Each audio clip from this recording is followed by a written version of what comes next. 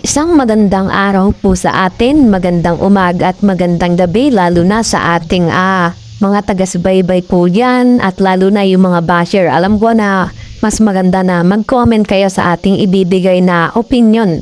Dito nga po kay Beyonce at kay Papa Eds natin mga kalingap. Ito nga itong si Beyonce natin, di ba? Kita naman po natin mga kalingap na may action na ginawa sa kanyang ginawa mga kalingap na kumbaga sa pagbibigay niya ng opinion dito nga po sa Rapid Tulfo. Tapos ngayon ibinabawi po niya mga kalingap na kumbaga kung ano yung ginawa sa kanya ng kalingap hanggang sa episode 1, umabot po ng episode 97.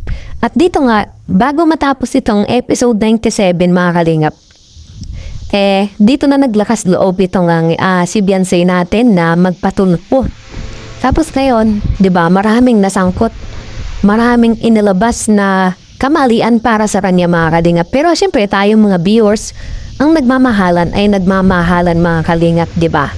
At dito sa point ni Beyonce at si Papa Eds natin, nalaman natin na sila na, 'di ba?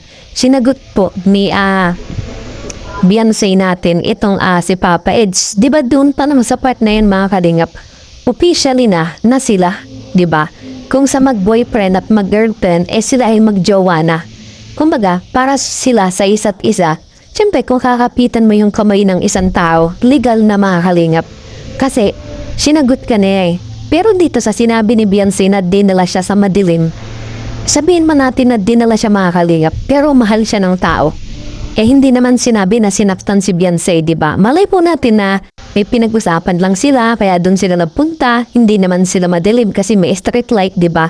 Pero ganun pa man mga kalingap, mungkahin ni Beyonce yun. Mali natin na nabastusan naman siya o sinisiraan niya itong si Papa Eds natin. Pero dito mga kalingap, sa Rapid Tulfo, kung anong ginagawa niya na, pinapatahimik niya, pinapasara niya yung mga video. Pero dito siya yumaman at dito siya nagkameron ng bahay dahil sa pagsikat niya nagkameron ng pangalan. Tapos yung ginawa niya dito sa Rapid Tulfo na nagreklamo siya, siyempre para mailhad na yung mga sinabi niya opinion para mapahiya itong si Papa Eds at ang buong kalingap.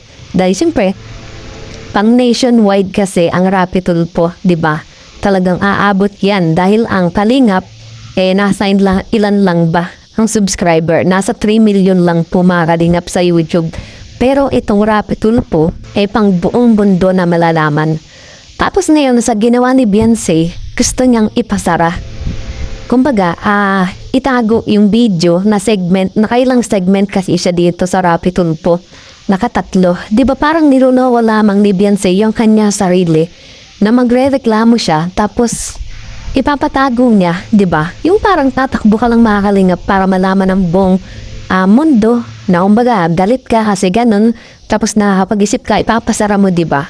Siyempre, yung ating mga viewers o nabamhal dito sa EDC at yung mga basher, siyempre magtataka dito ay Beyonce na baka mahalay po natin nawawala na sa pag-iisip itong si Beyonce natin. Dahil siyempre marami yung nadamay, si Kuya Bal, si Kalinga Prab, si Kalinga Pedro, at yung mga love team na syempre tapos ang isa pa din yung sponsor. Anuin man natin yung mga viewers na nanonood talagang nagmamahal lang sila, kinigilig. Pero ang masama na niyang gumagastos at yung nag-aabala, di ba?